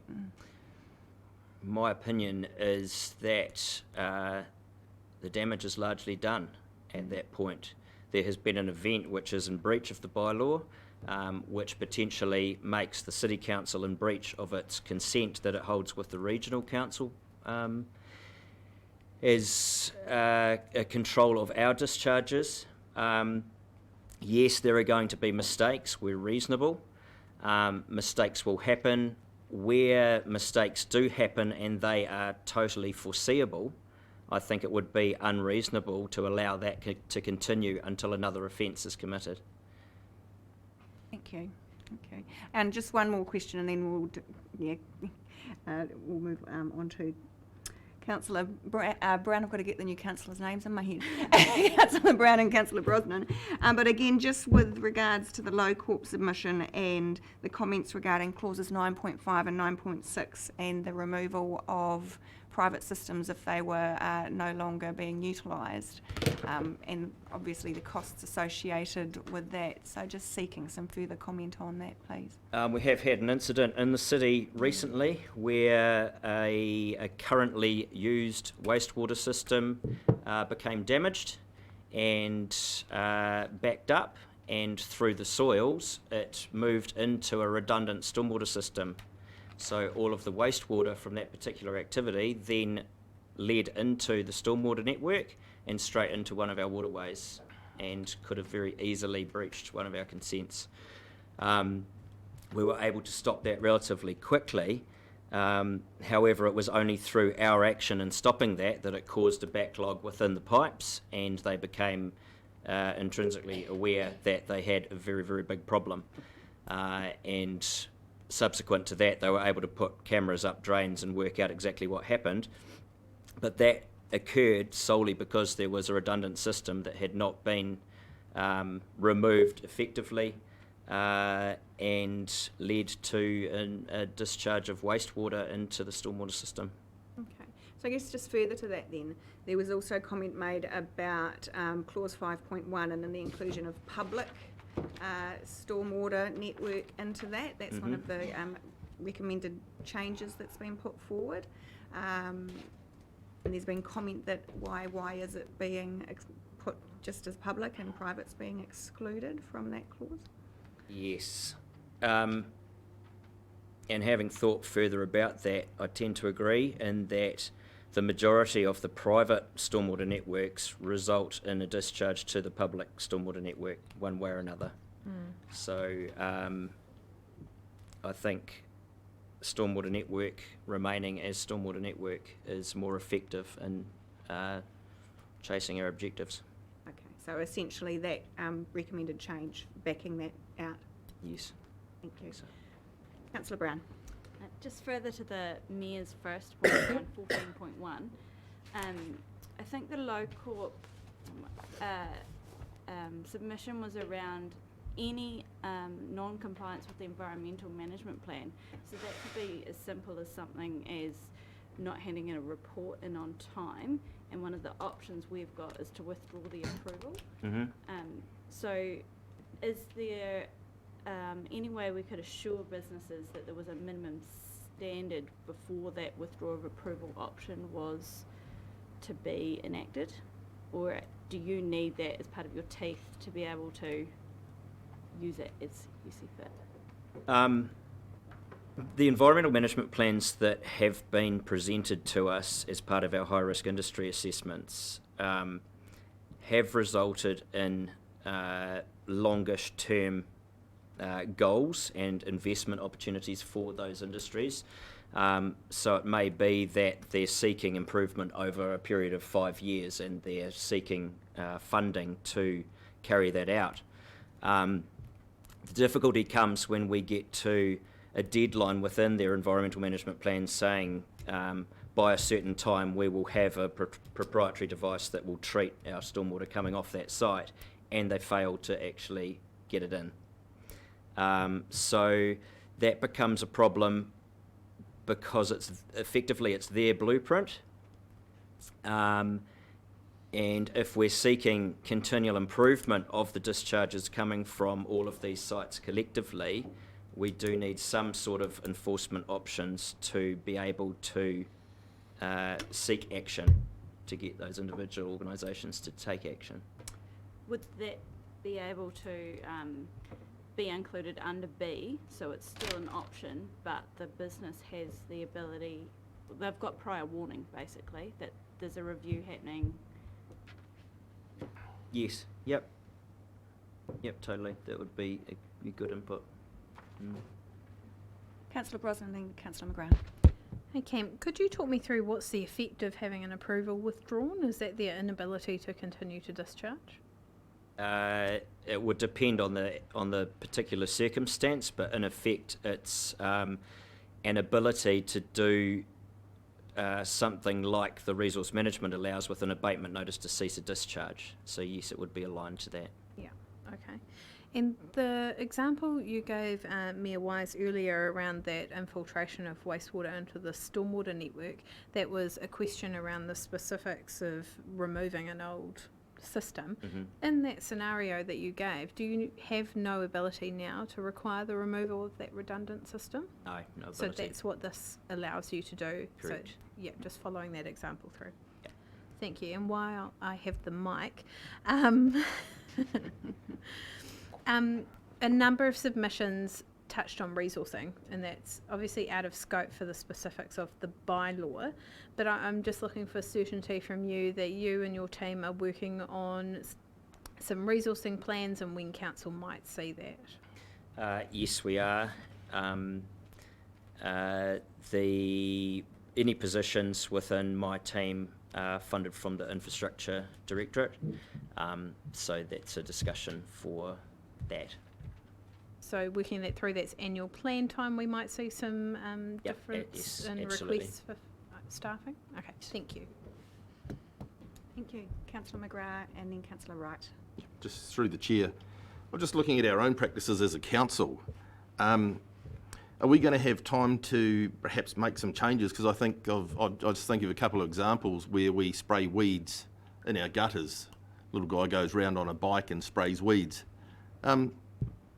Will this bylaw have to make us change our practices a little bit? And I'm also thinking, I guess the second part of that is with chlorinated water in Napier currently. Is that allowed in the stormwater or into the estuary, or do we have to look at that as well? No, it's very good questions. The spraying is largely something out of my control, but within council we should be looking at best practices and how that can be effectively, or how weed control can be effectively managed, having the least impact it possibly can. And in relation to the chlorine in the water, we've already got quite a lot of steps in place, particularly when we are flushing lines or pigging water mains. There's already a vast array of controls that are in place to dechlorinate that water and bring it back to its natural state. Thank you. Councillor Wright. Yes, I just have a question. Given John's submission around quality objectives, I was wondering if it is possible to include quality objectives in this bylaw, either now or in the future, and if not, why not? And how are we going to measure any improvements from this new bylaw, given that we've been told that there will be little change? In relation to the quality objectives, there is one council in New Zealand who states quality objectives. The difficulty with quality objectives is that, as we've heard from other submissions, the environmental landscape is changing very, very fast.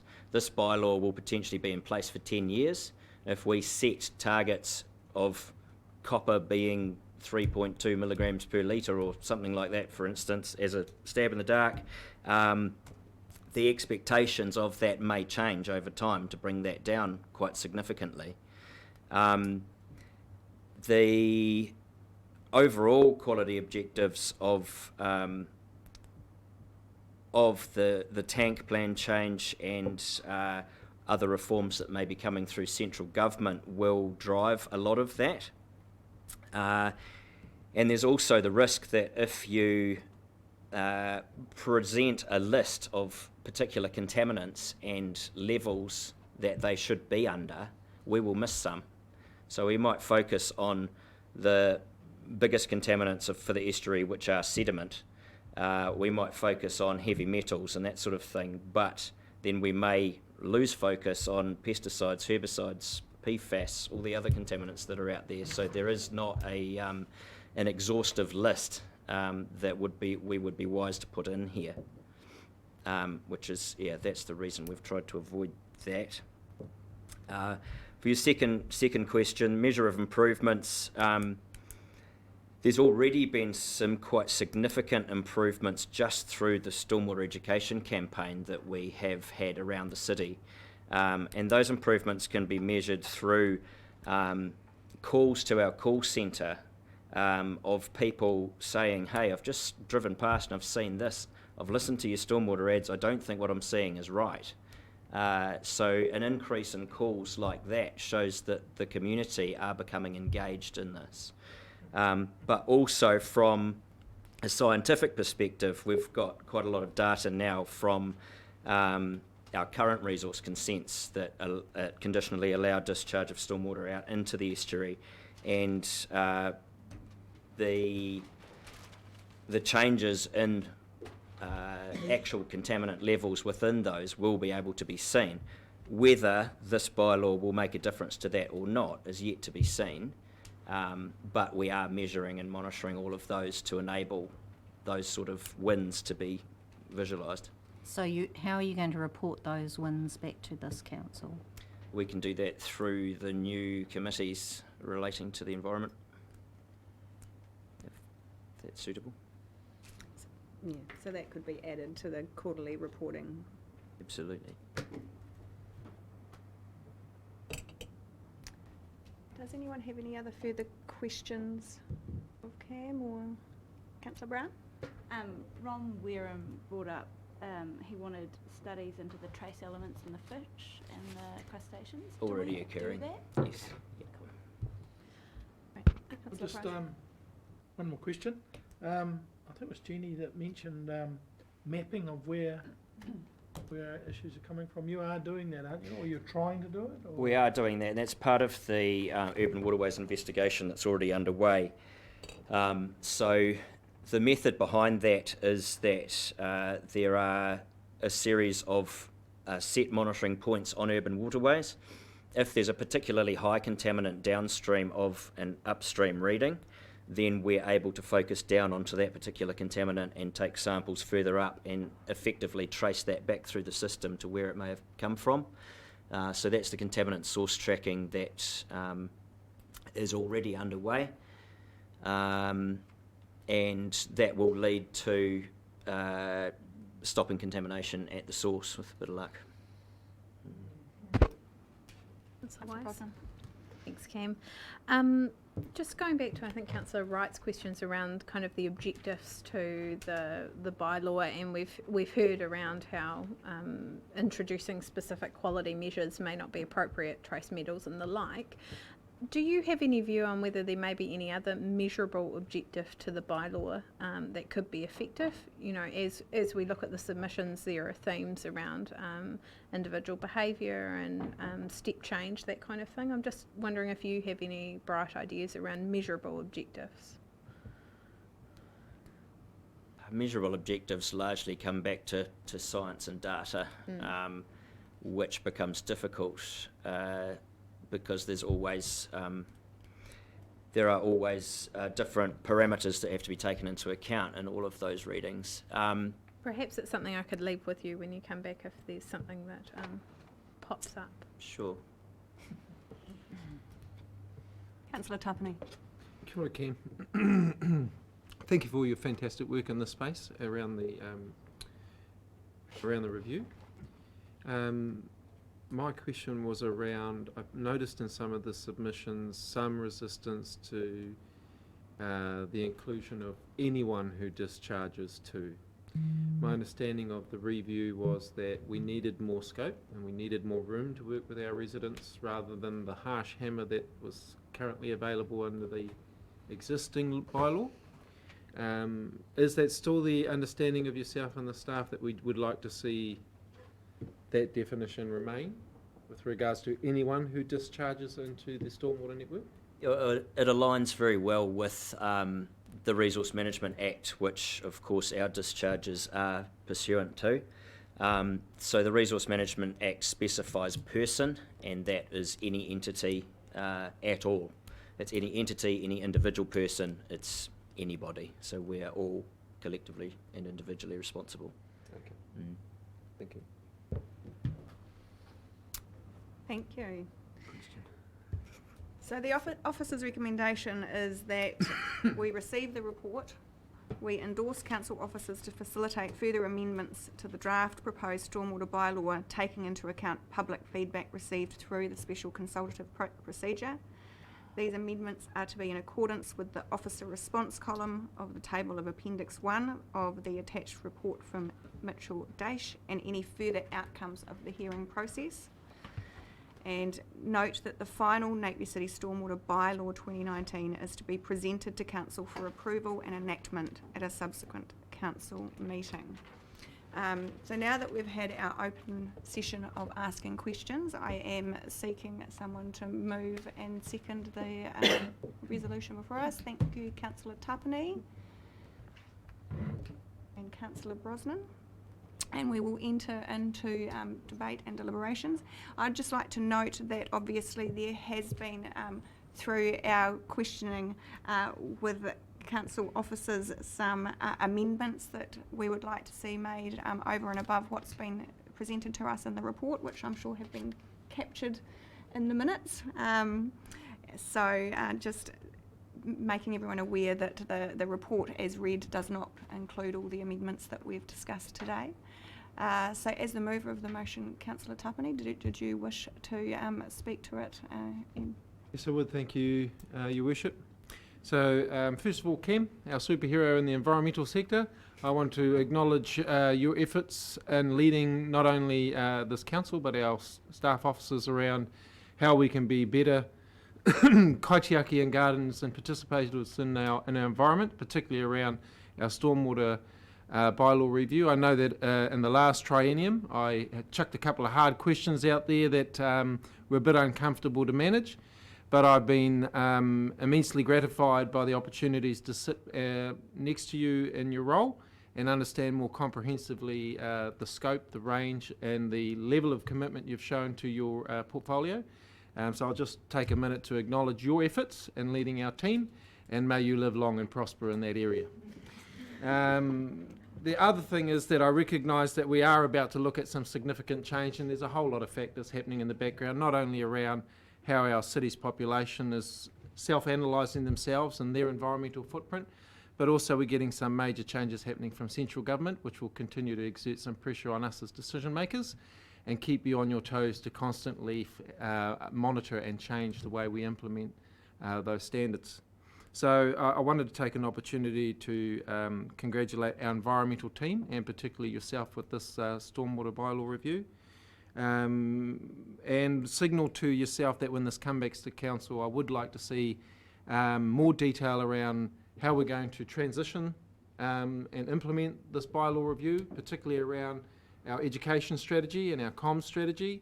There were a number of submissions which spoke to that, so it would be great to get some confidence around what our team is thinking in that regard and where we can improve our processes as we look to implement this bylaw.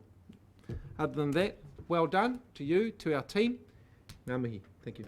Thank you. And just highlighting here that we are in adopting this resolution, agreeing to the table of officers' recommendations of the changes that were made to the original draft bylaw. So just if you did have in this part of the meeting anything that you wanted to raise in relation to those recommendations in particular, then this is the time to do it, because we are essentially agreeing to those recommendations. Councillor Brosnan. Thank you, Mayor Wise. Thank you. Just like to, I think, acknowledge for council and possibly the submitters' benefit that we have a wider stormwater strategy that we are working on as a council, and that involves the investigation of things like our treatment at different catchment points, the wetlands and the catchment runoff, which is what occurs from that wider catchment of the Ahuriri estuary. So just wanting to acknowledge that this is only a part of that puzzle, and I'd like to speak in support of its adoption. I know staff would have taken note, but there were a couple of questions raised by Paul Bailey, I want to call him Councillor Bailey, Paul Bailey, in relation to some of the ambiguity in the wording, and in particular just the industry best practice guidelines. I know Cam's left the table, but I did just have a quick question around whether or not we were quite comfortable that those guidelines are a little grey sometimes and do change, but is that the intention?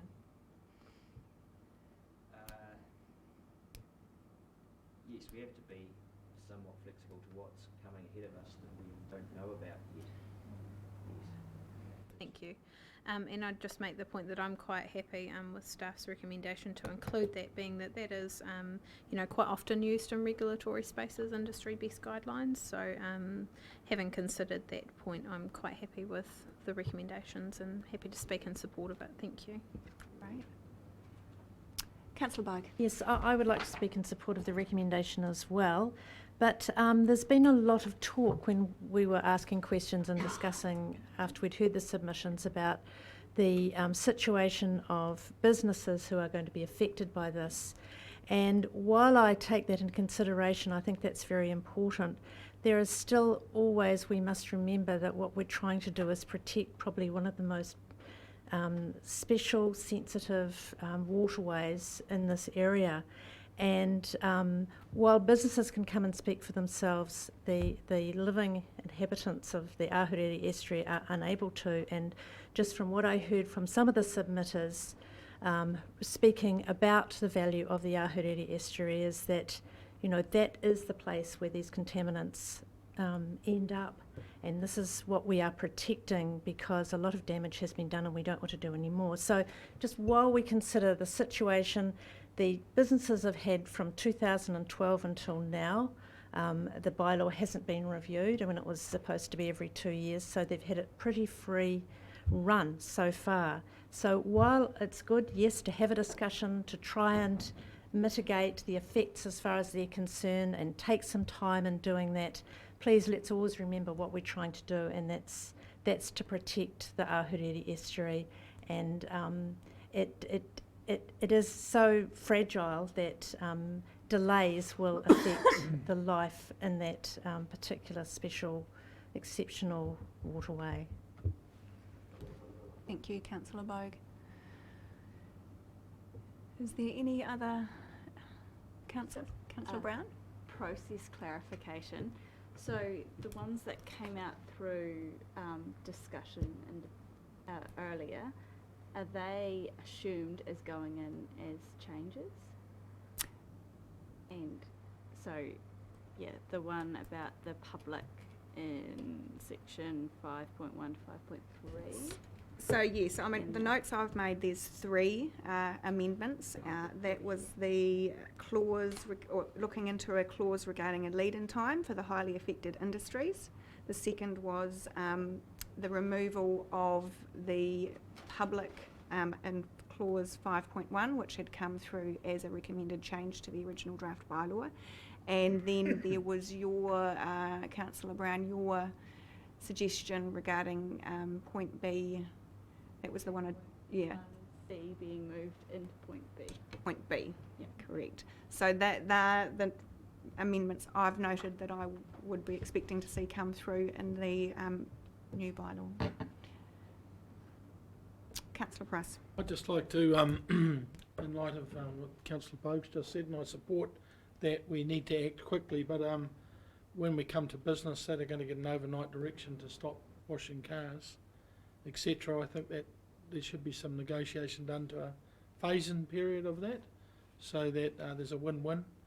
I listened to Mr Sinclair saying about how there's 40 hours of washing cars, and you know, to just go and throw that in, and whether we can have measures on how that steps in with any industry.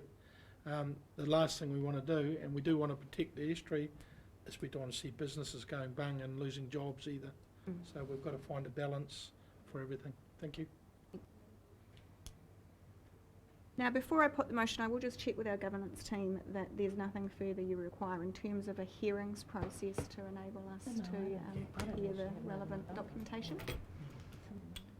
Through you, Madam Chair, in answer to your question, as long as you and your council are comfortable that you've had enough time to discuss and debate the matter, to consider the submissions, we're happy.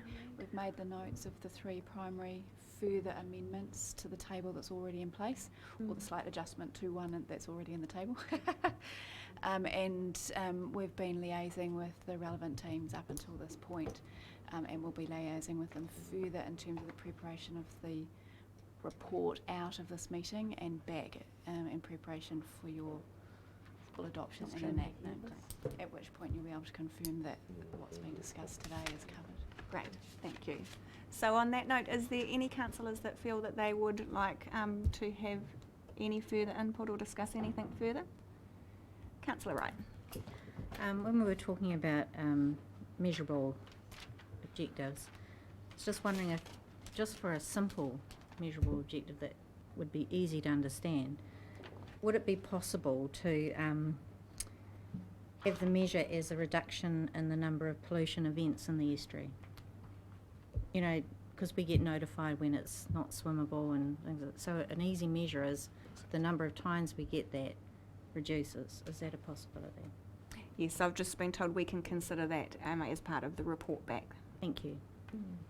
Just a reminder, if you wouldn't, with your leave, Madam Chair, that I agree with Councillor Wright that some cognitive standards that we can all recognise and contribute towards the bigger plan is important, but I also note that nearly 2/3 of the pollutants come from outside of Napier into the estuary, so some of those events are not going to be triggered by us.